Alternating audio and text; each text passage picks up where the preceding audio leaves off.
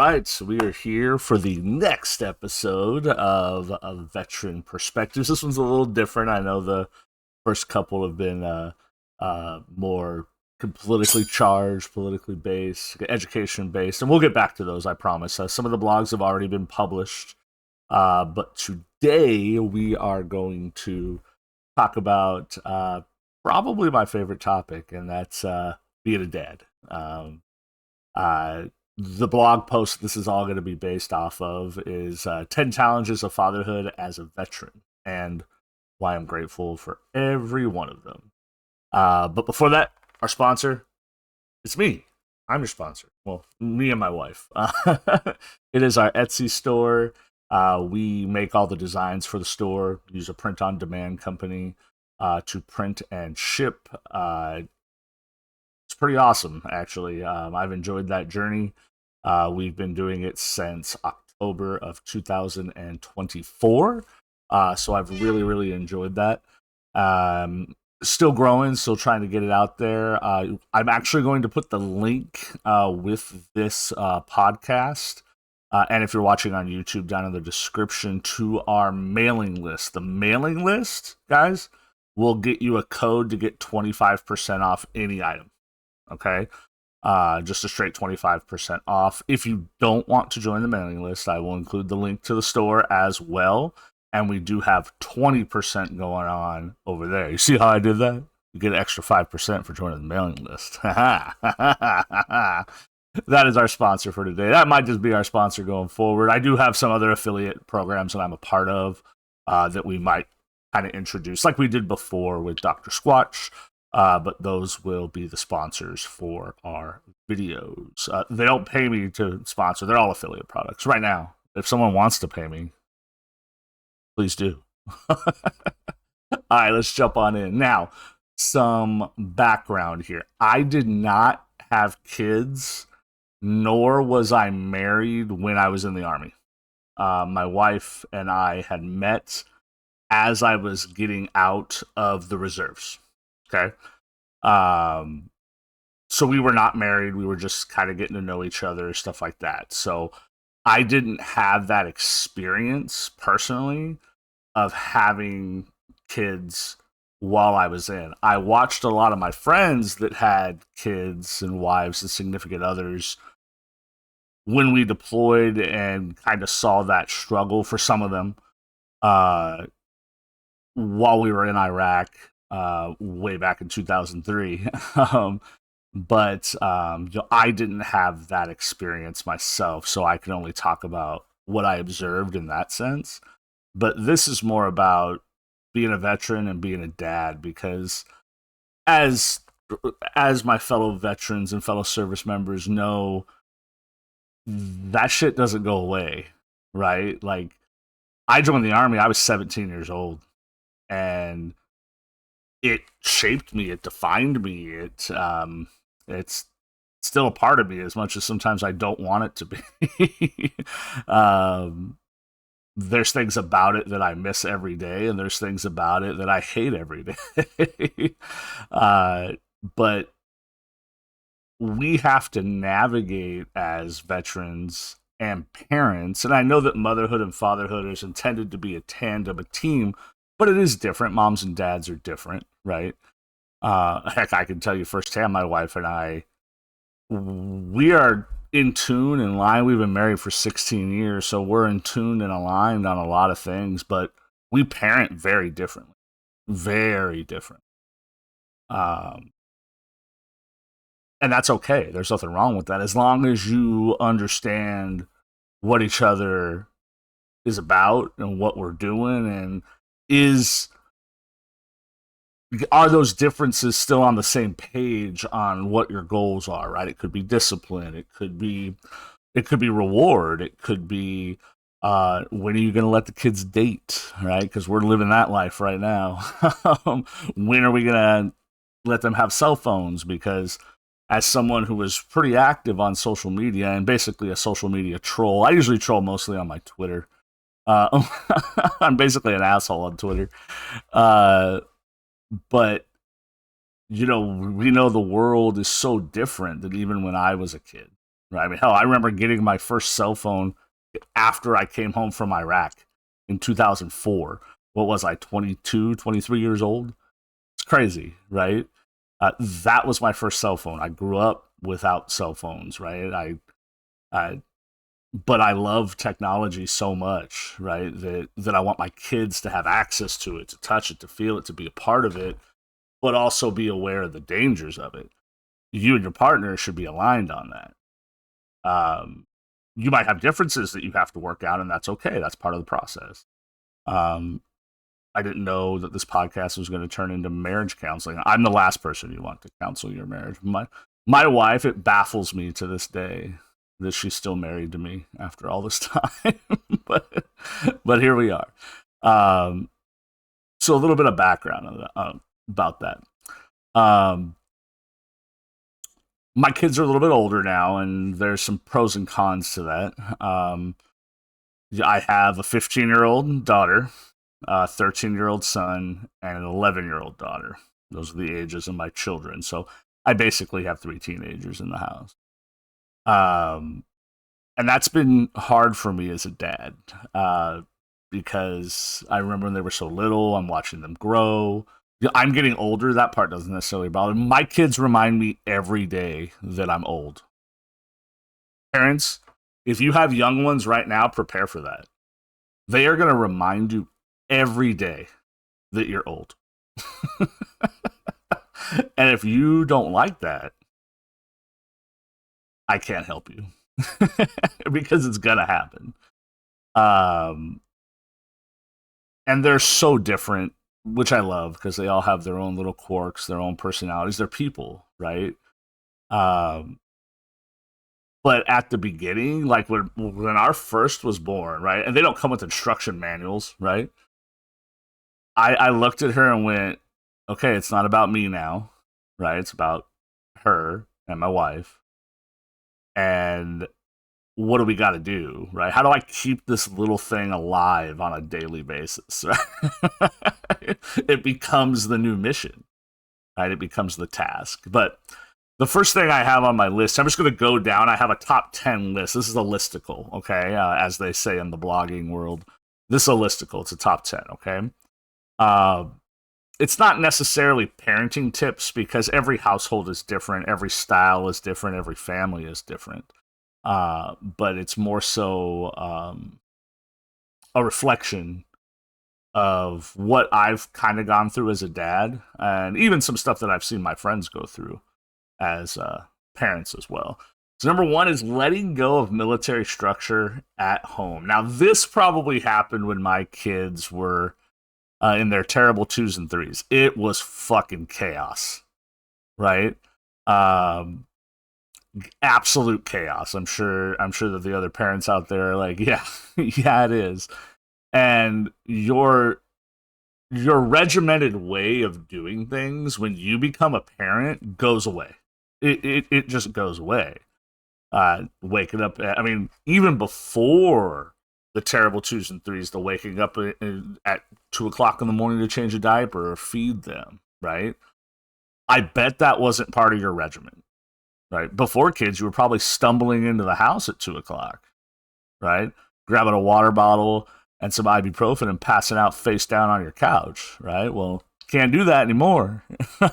Right. And if you do, you might need to rethink things if you're a parent doing that, right? Not that you can't go out, but if you're leaving your kid home alone, don't do that. I've seen a lot of that lately. Don't do that. But the structure of things changes, right? Your kids, especially at that age, they don't have a concept of time, right? They don't understand, hey, I got to be here at this time. They're like, Dada, right?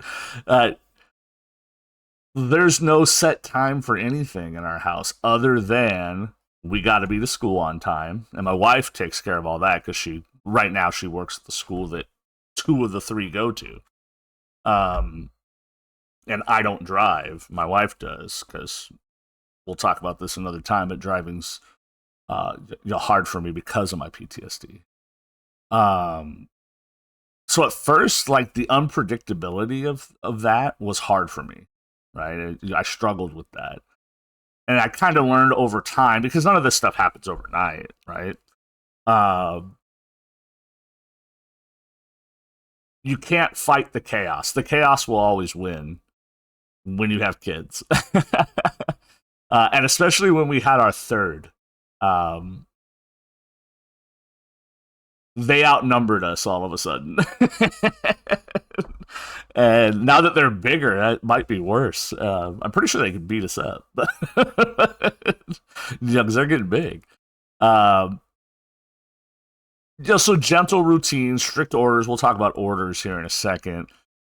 Rhythms, and my wife and I worked on that because we're relatively spontaneous. Like, hey, I'm making dinner now, right? Like, hey, and then the next day it'll be a different time, right? We don't do uh, routine like that, right? Like we never had even before we had kids when we were together. Um, it's not perfect, right? Game nights, snuggle time. We don't do that so much anymore because they're older, and that would be weird. Um, Friday pancakes, stuff like that, right? It's not perfect, but it becomes yours, right? Whatever you want to sneak in there as your routine, right? It becomes yours through time, right? Emotions. Now, for those of you that know me, you know that Jeff is an emotional guy. Some of you are laughing right now. That's okay. um, when I was in the army, it was a little bit different, right? I mean, I was always a sarcastic, stubborn asshole, but I was, yeah, I was opinionated, but pretty stoic about it. Because your emotions, in a lot of cases, have to be locked down. You're focused on the mission. You have people that outrank you, military bearing, things like that, right? Um, and you can't let those emotions interfere with whatever mission or task that you're working on, right? And let's be real, when you're in the military, sometimes you're working with some idiots. And you can't be like, hey, you're a fucking idiot when that person outranks you. Because then different things happen. I mean, you can, but I wouldn't. so so being available emotionally was and still is in a lot of cases hard for me. None of these are solved problems. Okay? Um they just are what they are. Um but I started a long time ago. I tell my kids all the time, I'm proud of you. Hey, I love you. Yeah, do we joke around a little bit more, a little bit differently now that they're older? Oh yeah. Oh yeah. Sometimes my wife hates it. uh, but I think I've always been available in that way, but I know that it grew through time, right? Um, with my oldest daughter, I was home a lot with her. I was still at school at Arizona State. And I dedicated myself to school. My wife was working, so I was the one taking her to daycare when I had to go to school. Before that, she was home with me. We went on morning walks. My younger two didn't get that. I was working at that point. I was teaching at that point, so they didn't have that.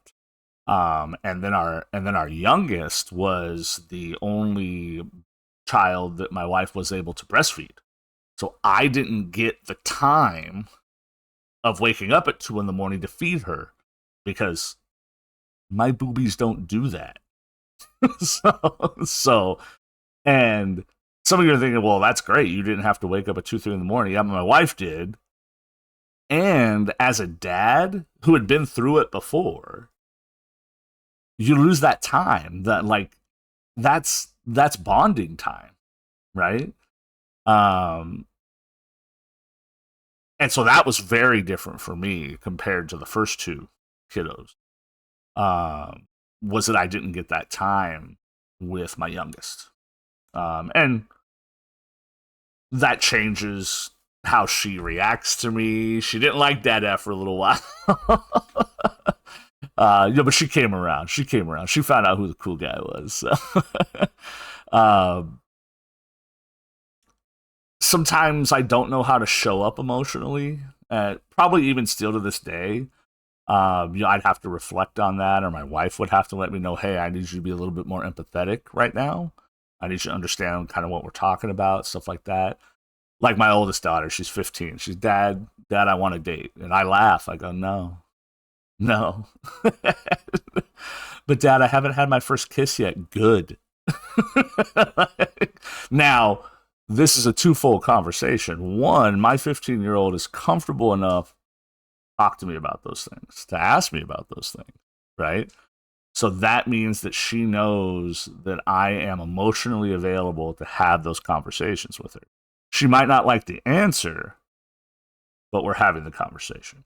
So, number 3, parenting through PTSD. Now, there's ups and downs to this. Now, before I got help through the VA, and you can take that however you like, I was pretty angry. I would get angry at like the littlest things that my kids did when they were young. And like, for example, they would leave a mess on the floor and I would scream. And they were 2, 3. And my wife's like, whoa, whoa, whoa, whoa, whoa. Something's going on. Because it became consistent enough, right? It wasn't a one-off where she was like, hey, fucker, we got to figure this out. Because that's not normal, right? Kids are going to make messes. We got to figure that out. And then we went through the rigmarole with the Phoenix VA where we live, and finally got in. Once you get through the system, some of the doctors are amazing, right? Because there's 2 sides to the VA house, right? There's the actual doctors and nurses, right? Who most are awesome. And then there's the administrative side, the compensation side. And I think that's the part people have the hardest time with. I'm still fighting to get 100%. I think I'm at 70% right now. But that's neither here nor there. Like, that just is what it is. It's a process. It's a ridiculous process, but it is a process. With PTSD and parenting, some days are harder than others, right? Some days I have a bad day, right? And now that my kids are older, I think they understand a little bit more because I've been open with my conversations with them about my PTSD. Not so much about what caused it. They know Dad's been to war. They don't know the specifics, right? I'm not going to give them the specifics, right? I don't give too many people the specifics unless I trust you and get to know you and you're part of that circle, right? Which is very, very few people. Very few. I don't want my kids growing up walking on eggshells around Dad. Like, oh man, if I do this, he's gonna blow up. He's gonna scream and yell. I'm loud naturally. Those of you that know me, I'm a loud person. When I was teaching in the classroom, my kids are like students are like, oh my God, I could hear this guy, right? No one had a problem knowing that I was talking, right? The teacher down the hall knew I was talking, right? I have that voice that projects, that carries, right? But I'm not a yeller. It's very rare that I yell. Usually when I'm mad, like mad, it's okay. Gotcha. No problem. Right? And I don't get like that with my kids. Have I yelled at my kids? Hell yeah, I have. Right? I'd be fucking lying to you if I yelled at my kids. But it's few and far between. It's very few and far between. Now that they're older, especially, there's no reason to do that, right? They're going through big feelings right now, right? They're going through that time, especially my girls, right? My son's still special. He's still, boys are weird, man, but they're fun. But they have big feelings and big changes and big emotions too that it is my responsibility as a dad to adopt to that. Expecting them to adopt to me? No. Right? They're learning how to adopt to the world, right? But I'm supposed to be their safety, their safe place, right? And so I don't want them growing up walking on eggshells around me. Now, I do go to therapy, right? I do take medication because my VA goers know they love to throw pills at you.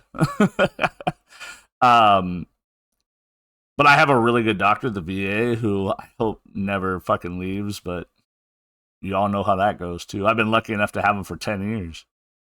Um, Therapy saved me. It probably saved my life. That and my wife. But it's also helped me be a better dad, right? Along with breathing techniques, journaling, right? My blog is my journal, right? I write what I think people want to read, but I write because it relaxes me. Like that's my journal, right? I've also learned over time my own triggers, right? And I will walk away. I will straight up walk away when like I'm feeling it, right? When that heat starts rising up into my head, I'm like, okay, y'all don't want to be around this, and I will walk away. And that's in public too. I will just walk away and find a corner, a quiet spot, walk away. So, and talking to my family about it. Hiding my PTSD from my family is not fair to me, and it's not fair to them. Authoritarian parenting. Now, I'm not here to tell you about my upbringing, because those of you that know. Um, Sometimes, especially early on, running my house, it's not my house, it's mine and my wife's house, um, was like running a command post, right? It was like running a CP. That doesn't work. It doesn't work, right? Yelling at a 2-year-old, hey, get over there, pick that up, blah, blah, blah, blah, blah. It doesn't work. It literally doesn't work, right? Now that they're a little bit older, I can say, hey, I need you to fucking clean your room. Then they don't listen to me, and I wait about 2 or 3 weeks, and then I get mad and talk a little louder. Hey, I need you to fucking clean your room. Like, okay, Dad. And their room's still not clean. So, parenting can't be about obedience, right? I don't rule over them, right? Now, I'm there to be a friend, but I'm there to be a dad first, right? And I'm kind of learning that now that they're older, right? Where I have to tell them sometimes, hey, I need you to calm it the fuck down. And that's me being a dad, right? Like, hey, I need you to settle down. And, hey, you're crossing a line. Let's talk about it. Let's settle it down, right? But we could talk about why. We could talk about your day, right?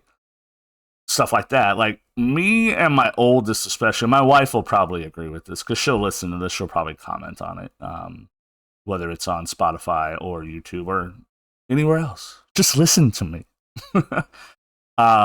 Me and my oldest are probably like we're close. Like she's daddy's girl, and most 15-year-olds are probably avoiding their dads. Right? My 15-year-old won't leave me alone. And sometimes I'm like, oh God, no, hold on, I need peace, right? But then you reflect on it and go, hey, that's pretty cool, right? And that's where, yeah, I've read a lot of parenting stuff online, talk to other parents, you listen. Gentle parenting, I don't know if I like that term because I know some people are like, oh, gentle parenting is the cause of what's happening in civilization today. No, it's not. You're a fucking idiot. Stop it. Okay? Gentle parenting simply means that you're open to not being authoritarian. Do you have to lay down the law sometimes in some instances as a parent? Yeah. But it doesn't have to be the norm, right? Doesn't have to be the norm, right? And gentle parenting has nothing to do with spanking. We spanked our kids one time, and I hated it, right? And it was my son. He was like 3 or 4, right? I'll be honest about this. I popped him on the ass, and I looked at my wife, and I started crying. And I was like, no more. We can't do that again. Nope. Can't do it. Can't do it. I can't remember what he did, but I felt so bad, right? And yeah, I was spanked as a kid. I was more than spanked as a kid. but I did it once and I was done. So if that's me being a gentle parent, fuck you. I mean, like if you think that's the case, okay. I mean, you're allowed to have your thoughts. I'm allowed to think they're stupid. So, and that comes into lowering unrealistic expectations, right? We have high standards for ourselves as veterans and military members, right? We have high standards. And we want our kids to have high standards, but sometimes we forget that they're kids, right? Like they're having a bad day and they have bad days, right? Be available to them, right? My goal as their dad is to raise them to be respectful, hardworking human beings. Okay? But they're kids. Right now they're kids. Let them be kids. Hey dad, I'm not done cleaning my room yet. Can I go to the park though? My friends are out there. Yeah. Yeah, you can. Clean your room when you come back inside. Room's still not clean. Let them be kids. Right? Because and like I'm seeing this now, I'm trying not to get emotional. They're not kids for long. They're not kids for long.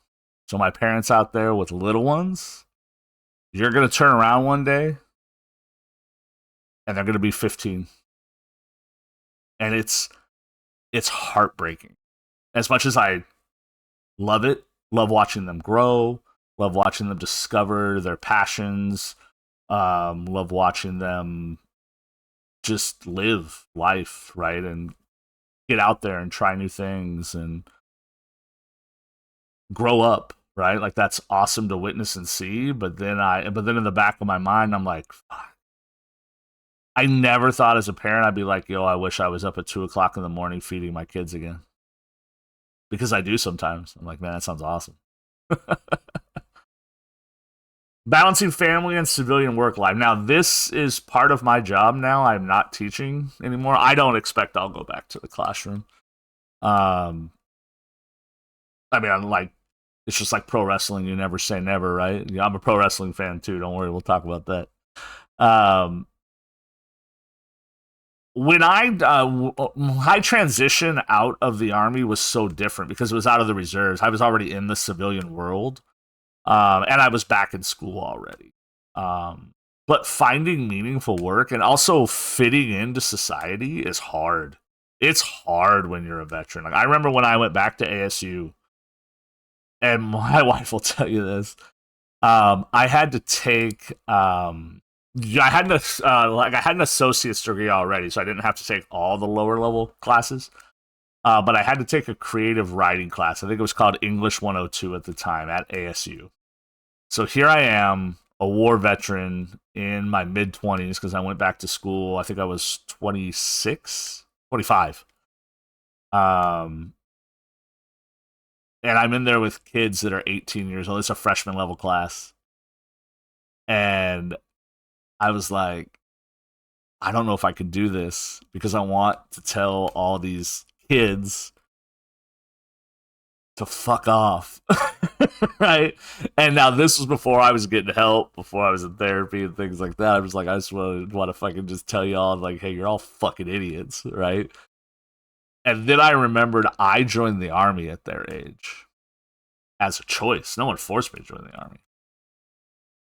And I try to kind of look at the same approach with my kids and balancing things, right? When I was working, and my wife again, she'll tell you, I I could turn into a workaholic. I mean, hell, even now I'm not making money yet, right? But I'm doing the affiliate marketing stuff. We're doing this podcast. I'm running several YouTube channels. Um, I'm all over Pinterest now. Apparently, I'm a Pinterest pro all of a sudden. Running the Etsy shop, right? I'm not making money yet, but that doesn't mean I'm not working. And my wife still has to tell me to walk away from the computer, right? Because I get like that, right? But hey, the kids are home.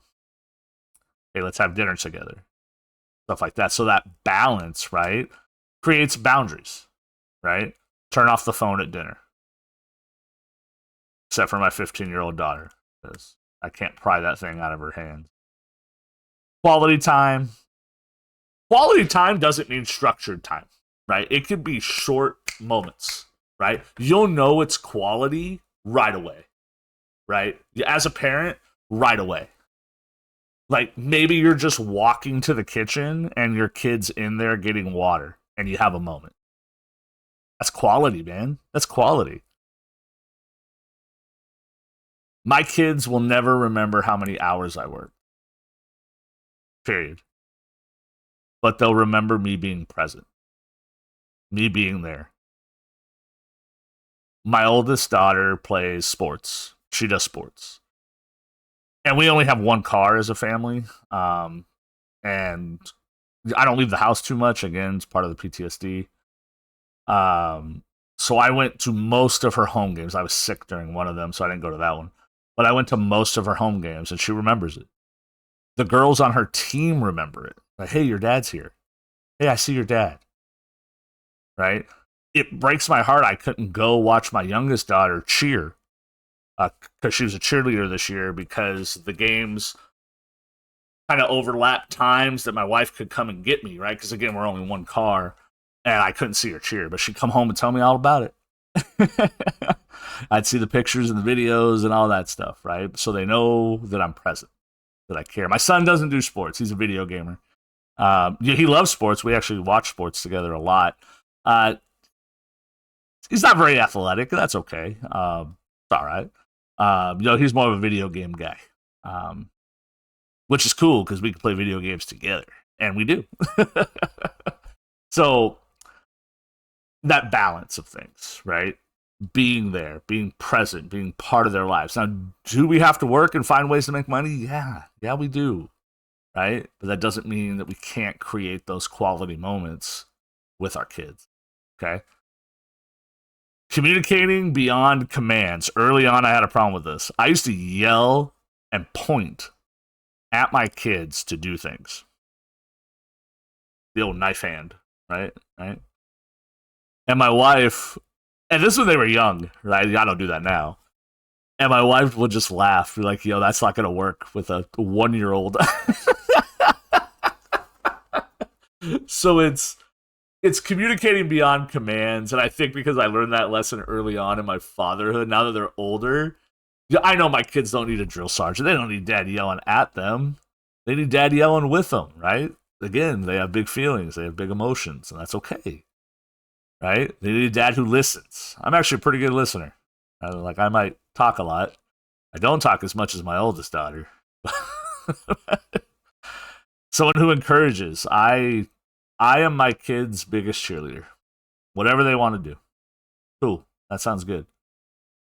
I tell them they have to try things they might not want to try, but you have to at least try. How are you feeling today? How was your day? What would help you right now? Asking them questions helps you raise kids that are emotionally intelligent. Because if you're asking them those questions, they're giving you some response. And sometimes it's, I don't know, or especially now that they're older. But they're responding to you. And they're hearing the questions. Okay? And that leads to emotional intelligence. Like, oh, he cares about me. Like, oh, I should be asking other people those questions. People that I care about. Right? And my kids know when I'm having a bad day. They can tell by the look on my face. I wear it all on my face. And my kids will say, Dad, you all right? Dad, you good? Emotionally intelligent. And it's because of that right there. Because we go through that. And like, it's not a routine, right? It's not like I have a set time where I do it. Right? It might be when I'm walking by them in the hall, when I see them coming upstairs, right? When I ask one of them to get me a soda, which they hate, but I make them do it anyway. We have those little conversations, right? It's not, you will feel this way. You can't control how they feel as a parent. So, missing the brotherhood and feeling alone. I think social media has helped with this one because I'm friends with a lot of people in the unit that I deployed with, 360th Quartermaster Company. Um, and we still talk. A lot of us are really close. It's pretty tight. Like it's still a pretty tight unit.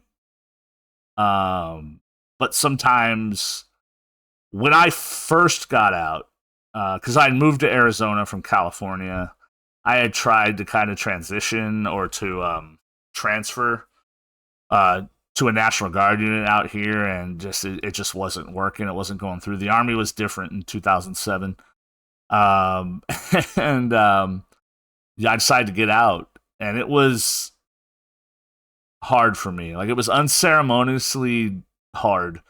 And I drove down to California to our unit, and I turned in my gear, my TA-50 gear, and I signed my what the hell do they call it? Um, it's not a discharge in the reserves. I signed my separation papers. I signed my separation papers. Uh, for a few months, I had been talking to the retention officer. We were trying to do something in Arizona because I was driving back and forth every month from Phoenix down to Oceanside, California, and all of a sudden I was out of the Army. Something I joined when I was 17, like I said earlier. I joined before 9/11, and I was on I-10 driving back home to Arizona, and I cried. Getting out of the Army was hard for me. Um, Even though it was just the reserves, didn't matter, right? We had we had seen and done it all together, you know. So that transition was hard. Lonely, yeah, yeah, lonely, emotionally lonely sometimes. Um, there's that tightness, that camaraderie, the shared mission, the people who understood it, right? You knew in your unit who got it, right? You knew in your unit who didn't get it, and you usually gave them latrine duty. Usually me. um, Parenting sometimes can be isolating because again, moms and dads are different. My wife does things differently than me, but we've learned over time to communicate with each other, right?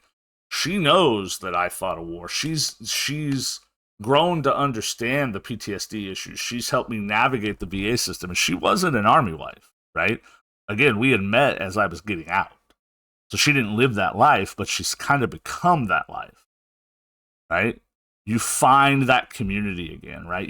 We all reconnected on social media, right? I talked to other dads who are veterans, local parenting groups, right? Usually on Facebook, right?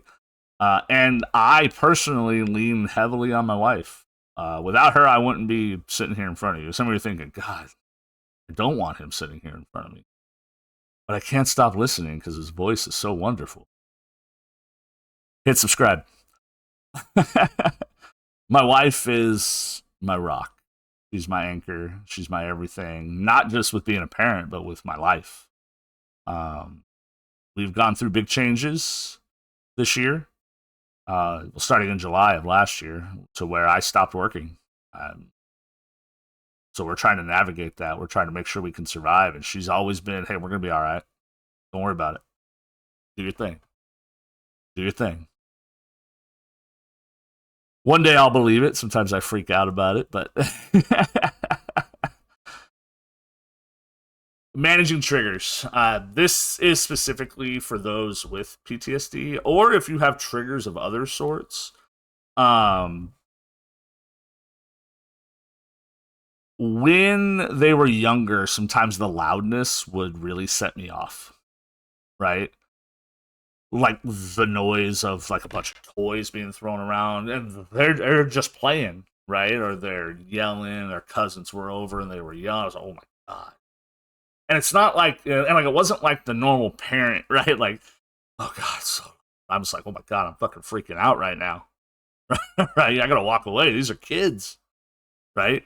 And that's important for you as an individual and me as an individual to identify our triggers.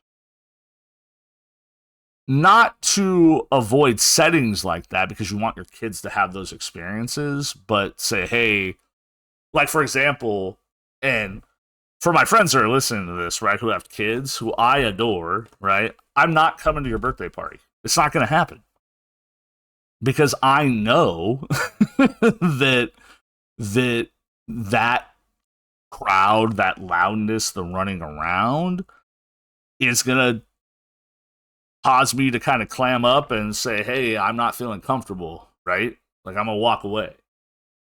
And I don't want to do that at a kid's birthday party, right? It's not that I don't respect you or your kid and thank you for inviting me to your birthday party, but I don't want to be that guy at a fucking kid's birthday party.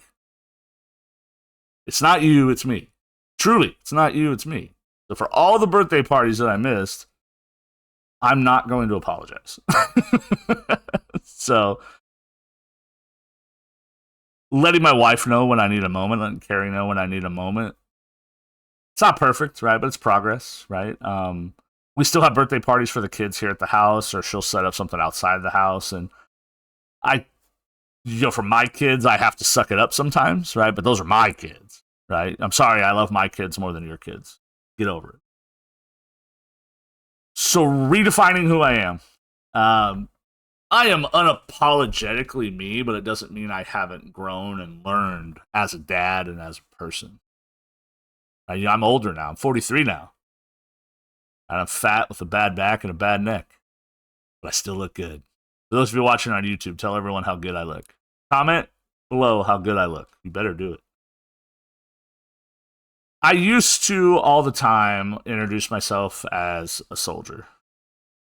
I'm still very proud, mostly, of my service.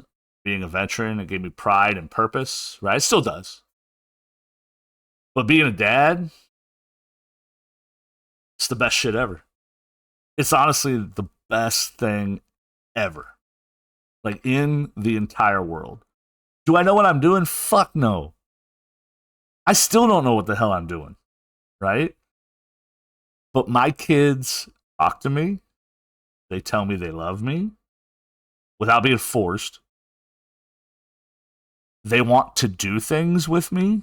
Like yesterday, my son's like, hey, Dad, I want to watch the Laker game with you. And we watched the Lakers choke out a fucking game and lose again and get eliminated from the playoffs. Assholes. But my son wanted to do that with me. Every night, my oldest daughter, we have a bad habit. We eat dinner in our room and watch TV together, right? My wife and I have always done this. So I don't know if it's a bad habit. It's just our habit.